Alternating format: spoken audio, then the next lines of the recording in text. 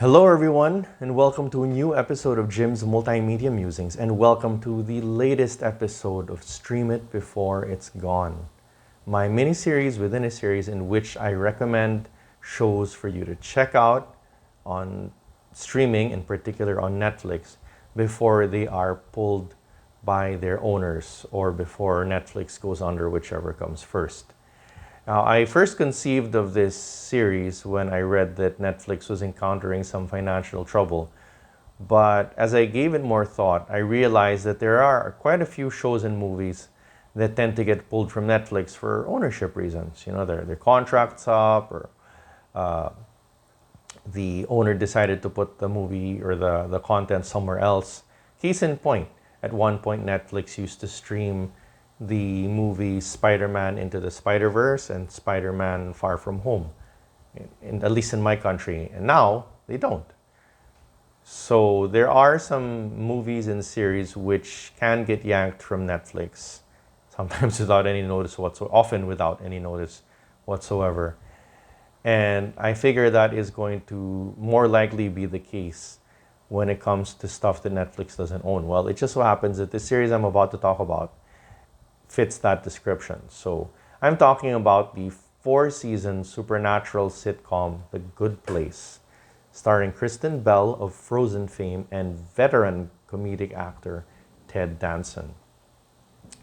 Now, joining Bell and Danson are a really outstanding ensemble cast of performers, including William Jackson Harper, Manny Jacinto, Jamila Jamil, and Darcy Carden.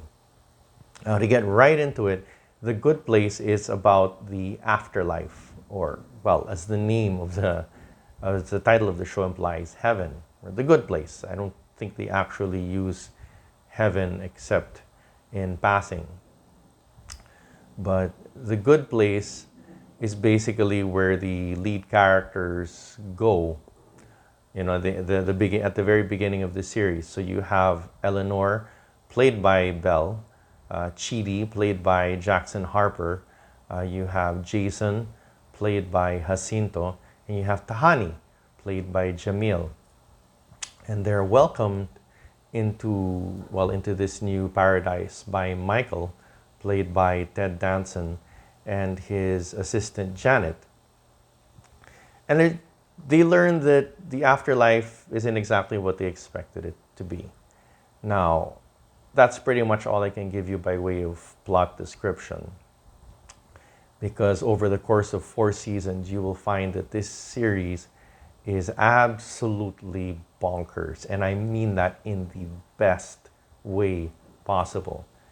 Okay, now, contrary to what some people might think just by listening to a description of the show, I can guarantee you that this series is not religious. Okay, it's not a treatise for Christianity or any other kind of religion. It's not a morality play. In fact, quite the opposite. The series, which seems to have been written by people with some background in moral philosophy, kind of pokes fun at a lot of our conventions.